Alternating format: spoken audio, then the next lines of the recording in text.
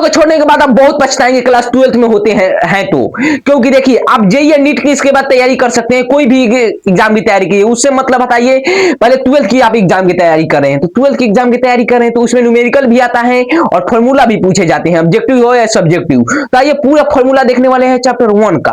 हाँ, chapter 1 physics का formula देखने वाले हैं पूरा। इस वीडियो को लास्ट तक देखिएगा, क्योंकि लास्ट तक देखने के बाद आपका चैप्टर 1 फिजिक्स क्लास 12th का कंप्लीट होगा और वो नहीं फॉर्मूला से पूरा, तो पूरा फॉर्मूला याद होगा, डायरेक्ट माइंड में जाएगा। एक बार लास्ट में बने रहिए पूरी तरह से, क्योंकि 12th के प्रति आप सीरियस हैं, अगर अच्छा नंबर चाहते हैं तो इस वीडियो को जरूर देखिएगा और कमेंट में लिखिएगा कि आप कितना नंबर, और चैनल को सब्सक्राइब कर दीजिएगा नहीं किए तो। आइए हम क्लास को स्टार्ट करते हैं।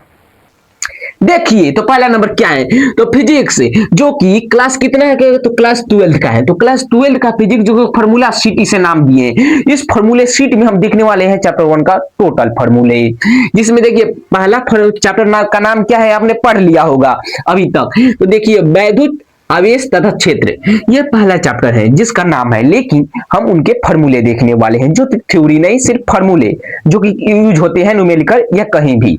आइए देखते हैं पहले आवेश, जो कि आवेश आप लोग तो पढ़ा ही होगा, क्योंकि फिजिक्स पढ़े आवेश नहीं पढ़े, इलेक्ट्रॉन नहीं पढ़े तो फिजिक्स किस बात की।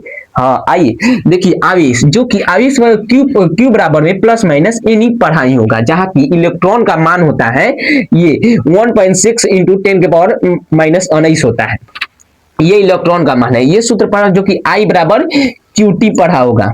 ये देखिए शुरुआत में सिर्फ फॉर्मूले देखने वाले हैं और कमेंट पर मतलब ये नोटबुक पर नोट कर लीजिएगा, क्योंकि इंपॉर्टेंट है एग्जाम के इंटरव्यू से। आइए देखते हैं जैसे वैद्युत बल। हाँ, वैद्युत बल भी आपने देखा होगा, तो वैद्युत बल को समझे होंगे अच्छी तरह से समझिए, कॉन्सेप्ट क्लियर रखिएगा तो वह समझे होंगे। तो वहीं पर आपने ये फॉर्मूला देखा होगा, ए बराबर में जो कि वैद्युत बल है, जो कि एक 1/4 pi epsilon naught epsilon R Q upon Q into Q2 by R square, यह फॉर्मूला आपने पढ़ा होगा।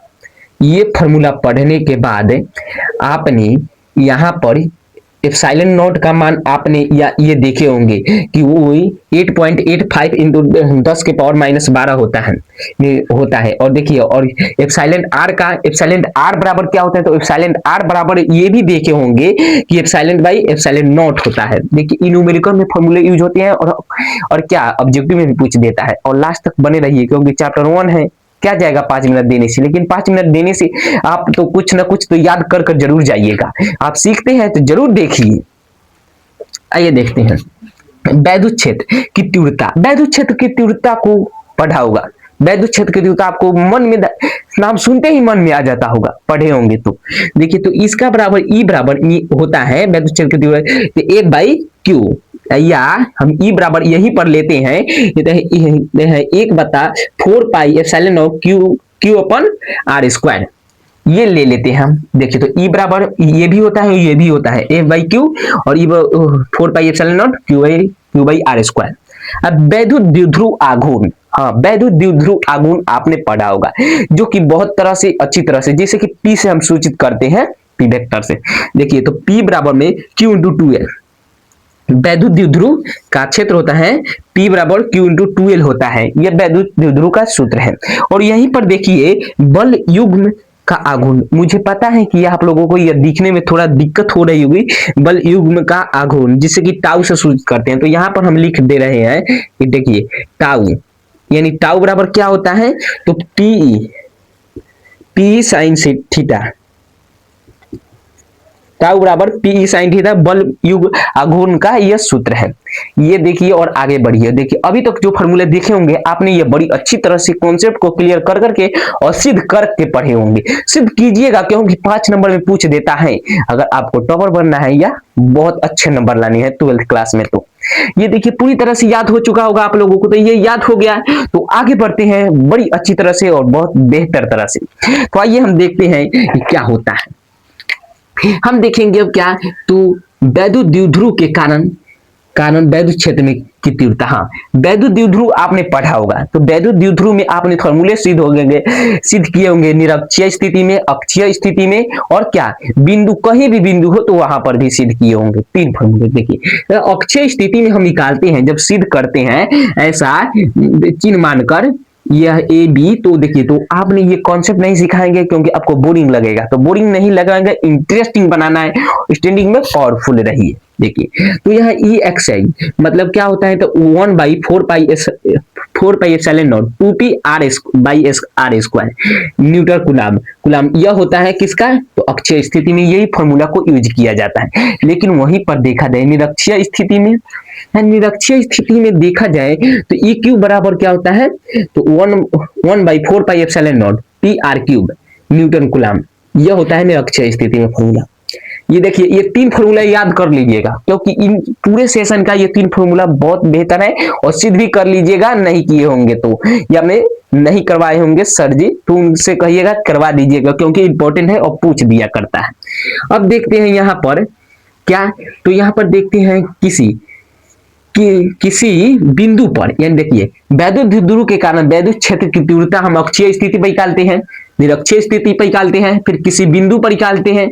मानिए कि यह एक है, तो यह एक मतलब कि क्या है, तो एक ए और बी मानिए तो यह एक आवेश है जो कि हम कहीं भी, जैसे कि हम यहाँ पर हम निकालते हैं वैद्युत क्षेत्र की तीव्रता, इसमें तो है मतलब निरक्षीय स्थिति में कि इधर हम मानकर निकाल लेते हैं, अक्षीय स्थिति में है कि हम ऐसे मानते हैं तो यहाँ पर होता है। लेकिन हम किसी भी, हम कहीं भी माने, इस चिन्ह के बाद हम कहीं भी बिंदु मानकर वैद्युत क्षेत्र की तीव्रता निकालते हैं, तो कहीं भी निकालते हैं तो उसका सूत्र हो जाता है, होता है क्या, तो 1/4 पाई यानी 1/4 pi square P by R cube root under में 1+3 cos स्क्वायर थीटा। ये याद रखिएगा। और देखिए कौन से शब्द कैसे बोले जाते हैं, तो इसे एप्सिलॉन नॉट बोलिएगा, 1/4 pi epsilon naught P by R cube root under में 1+3 cos स्क्वायर थीटा। ये मुझे पूरा टोटल फॉर्मूला याद है, आप लोगों को भी याद हो सकता है अगर आप पढ़िएगा और ये नोट कर रोज 10 दिन 1 सप्ताह डेली पढ़ लीजिएगा, एक बार, सिर्फ एक बार पढ़िएगा सुबह, 1 सप्ताह पढ़कर छोड़ दीजिए, पूरा टोटल याद हो गया। अब देखिए आगे देखते हैं जो कि बहुत इंपॉर्टेंट है, लास्ट तक देखते रहिएगा। अगर आप में धैर्य है तो धैर्य भी बनाइएगा, मोटिवेट रहिएगा कि हार से कोई नहीं डरता, अगर जीत की आप चिंता ना करें तब, लेकिन जीत की तो सारे को चिंता है, मुझे जीतना है, लेकिन अच्छी तरह से जीतना है, तो इसे जरूर देखिए और नोट भी कर लीजिएगा। अब देखिए वैद्युत फ्लक्स, यानी वैद्युत फ्लक्स भाई हम क्या कहते हैं, फाई बराबर, तो यहाँ पर ये cos थीटा होता है वैद्युत फ्लक्स, इसे याद रखिएगा।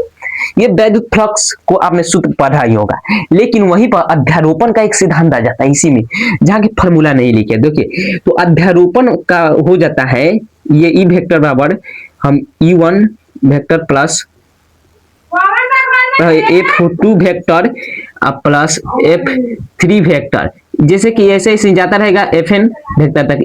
यह भी एक सिद्ध होता है, तो यह सिद्ध होता है, तो इसे भी ये सिद्ध ज्यादा करना नहीं है, सिर्फ उसके क्या करते हैं परिभाषा से देख लेंगे तो हो जाएगा नॉर्मल। यह है, यह अध्यारोपण का सिद्धांत पर यह लागू होता है। और यहीं पर देखते हैं गॉस की प्रमेय, यानी गॉस की प्रमेय से, यानी गॉस की प्रमेय क्या होता है, तो गॉस की प्रमेय इसमें बहुत इंपॉर्टेंट है क्योंकि इसमें एक वैज्ञानिक थे वो गॉस। तो गॉस की प्रमेय है जो कि यह तो 5/q एप्सिलॉन नॉट, यह होता है फॉर्मूला गॉस की प्रमेय से। ये एक छोटा सा फॉर्मूला है, लेकिन गॉस के फॉर्मूला याद कर करके हम 3-4 फॉर्मूले निकालते हैं जो कि इंपॉर्टेंट है। जैसे कि वैद्युत ध्रुव के कारण 3 फॉर्मूले निकले हैं, वैसे ही गॉस की प्रमेय का भी यूज कर हम निकाले हैं कितने, 3 फॉर्मूले, जो कि ये भी सिद्ध होता है, आप देख लीजिएगा। हाँ नहीं सिद्ध किए होंगे तो आपकी तैयारी कमजोर है। अगर आपको इसमें से याद नहीं है, आधा भी 50% भी याद नहीं, समझिए कि तैयारी कमजोर है। तो इस तैयारी को मजबूत कीजिए और हमारे संग बने रहिए, क्योंकि बीच बीच में लेते आएंगे 12th क्लास का भी कुछ इंपॉर्टेंट चीज। देखिए तो गॉस की प्रमेय के कारण अनुप्रयोग, यानी गॉस का प्रमेय जो होता है हम उसका प्रयोग करते हैं, तो गॉस की प्रमेय से हम प्रयोग कर करके निकालते हैं। देखिए तो जैसे इसका प्रयोग किया था, तो गॉस पहले नंबर पर है या अनंत लंबाई के बेलनाकार आवेशित तार की निकट वैद्युत क्षेत्र की तीव्रता। अनंत लंबाई के बेलनाकार है, जो कि चित्र भी बनाकर हम बता सकते हैं, लेकिन यहाँ पर बोरिंग नहीं करना है, इंटरेस्टिंग करना है। अनंत लंबाई के बेलनाकार आवेशित तार के निकट वैद्युत क्षेत्र की तीव्रता ई बराबर होता है 1/2 पाई एप्सिलॉन नॉट यहाँ lambda by R. Lambda by R जो कि न्यूटन कूलम यहाँ पर लिख दिया जाता है लास्ट में। जैसे कि सेंटीमीटर लिखते हैं 12 सेंटीमीटर, 10 सेंटीमीटर, 1 मीटर, वैसे ही लास्ट में यह मानक है जो कि न्यूटन बाई कूलम लिखा जाता है। यह याद कर लीजिएगा और यही देखिए इसे 1/2πε0 लेमडा आर।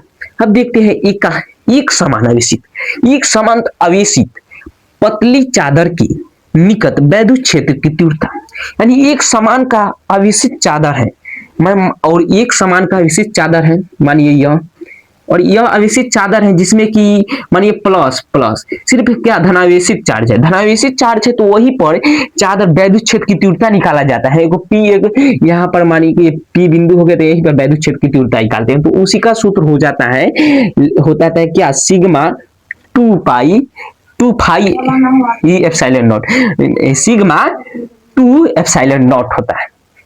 यह इंपॉर्टेंट है, देखिएगा। और देखिए इन सब सारे जो बता चुके हैं इंपॉर्टेंट है, लास्ट तक देख रहे हैं तो आपकी तैयारी मजबूत हो रही है।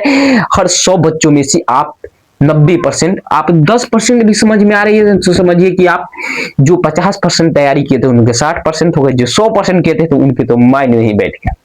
वैसे ही बने रहिएगा। और देखिए ये भी दिखने में थोड़ा दिक्कत हो रही होगी, मुझे पता है। ये आइए सुनिएगा, समझिएगा, और सुनिएगा तो मैं यहाँ पर लिख दूंगा, एक बार ध्यान से इसे सुनिएगा।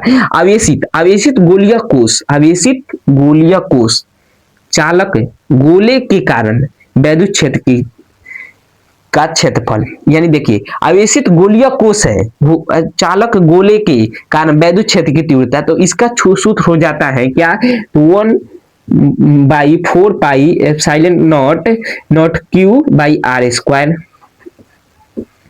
जो कि इसका हो जाता है। तो देखिए अभी तक ये पूरे फॉर्मूले देख चुके होंगे, और देख चुके होंगे नोट भी कर लिए होंगे, नोट नहीं किए तो नोट कर लीजिए क्योंकि इंपॉर्टेंट है। और बने रहिएगा क्योंकि आपको जीतना है, जीतना है तो जीत की चिंता तो करना ही होगा। और रात को गंवा दीजिए क्योंकि आपको रातें शानदार बनानी होगी, तो कल की रातें शानदार हैं तो आज की रातें गंवानी पड़ेगी। हम मेहनत करो, पूरी तरह से मोटिवेट रहो, हार की चिंता न, लोग क्या बोलते हैं क्या सोचते हैं उसका फर्क छोड़ दो, क्योंकि देखिए लोगों की बात आप सोच लेंगे तो लोग क्या सोचेंगे, इसके लिए लोगों की छोड़ दे, अपने पर खुद का कर्म करते जाए और आपका फल मिलेगा जरूर।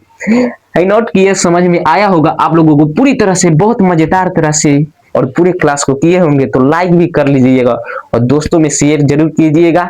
आपसे एक निवेदन है, इस वीडियो को लाइक कीजिए और शेयर कीजिए और पूरे मतलब कि हर दोस्तों के पास पहुंचाइए और बताइए ये फॉर्मूले हैं। हाँ, जानते हैं कितने दोस्त वैसे भी होते हैं जो कि किसी दोस्त को बताना नहीं चाहते, लेकिन कितने दोस्त वैसे होते हैं जो हर चीज दोस्त को बता देते हैं, लेकिन आप लोगों को वही फर्क बताते हैं। देखिए बहुत सारे बुक उसके पास भी है, आपके दूसरा दोस्त है आपके पास भी, लेकिन वह किस तरह से पढ़ रहा है, आप किस तरह से पढ़ रहे हैं, वह फर्क अंतर हो जाता है। तो आप बता देंगे उनको तो क्या होगा, वह याद किए या ना किए मतलब नहीं, लेकिन बता दो, बताने से उसे भी 10 नहीं तो 5 तो याद हो ही जाएगा ना। अगर आप 20 याद कर लेते हैं, आप बताने के बाद ये फायदा होगा ना कि आप सोचिएगा कि वह सारा याद कर लिया, वह सारा याद कर लिया तो आप भी सारा याद कर लेंगे कि वह सारा याद कर लिया है। लेकिन पता आपको क्या कि वह याद किया है, नहीं किया होगा या 10 ही किया होगा, लेकिन आप तो इस चिंता में पढ़कर पूरा याद कर लिए तो आपको प्रॉफिट हुआ, फायदा हुआ और एग्जाम में भी अच्छे किए। इसी तरह से मोटिवेट रहिए और आगे बढ़िएगा और लाइक से सब्सक्राइब और शेयर जरूर कीजिए। जय हिंद, मिलते हैं अगले क्लास में 55 दिन चैलेंज के साथ जीके जीएस लेकर।